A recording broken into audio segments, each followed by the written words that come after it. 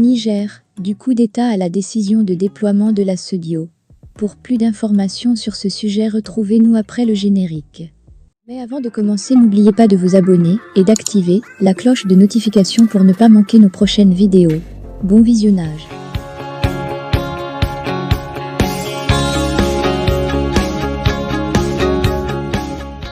Des partisans du Conseil national pour la sauvegarde de la patrie, CNSP, du Niger affichent une pancarte lors d'une manifestation à Niamey, le 6 août 2023. Du coup d'État du 26 juillet à la décision jeudi de déployer la force en attente de la SEDIO pour rétablir l'ordre constitutionnel, voici les temps forts des 2 dernières semaines au Niger, qui était le dernier État du Sahel allié des Occidentaux dans la lutte anti-djihadiste. Le 26 juillet 2023, des militaires annoncent avoir renversé le président Mohamed Bazoum, élu en 2021. Les institutions sont suspendues, les frontières fermées, un couvre-feu est instauré.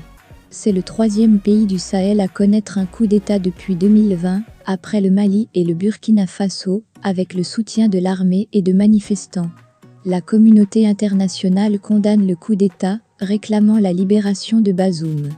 Le 28, le général Abdourahmane Tiani, chef de la garde présidentielle, devient le nouvel homme fort du Niger et justifie le coup d'État par la dégradation de la situation sécuritaire. Pressions internationales. Le jour suivant, plusieurs pays dont la France, ancienne puissance coloniale, suspendent leur aide au développement au Niger, un des pays les plus pauvres du monde malgré son uranium et son pétrole. Le 29, l'Union africaine, UA, donne 15 jours pour le rétablissement de l'autorité constitutionnelle, suivi le 30 par la Communauté économique des États de l'Afrique de l'Ouest, SEDIO, qui ordonne un blocus économique et fixe, un ultimatum d'1 semaine, pour rétablir le président Bazoum, sous peine de recours à la force. Tensions et évacuation. Le 30, Paris menace de répliquer à toute attaque contre ses ressortissants et ses intérêts, alors qu'une manifestation violente favorable aux militaires a ciblé son ambassade à Niamey. Le 31, Paris dément les accusations nigériennes sur une intervention militaire. Les juntes au pouvoir au Mali et au Burkina Faso préviennent qu'elles considéreraient une intervention militaire au Niger comme une déclaration de guerre contre leur propre pays. À partir du 1er août, Paris puis Rome entament l'évacuation de plus d'1 millier de leurs ressortissants et d'autres étrangers. Washington et Londres évacuent leur personnel non essentiel à l'ambassade de Niamey.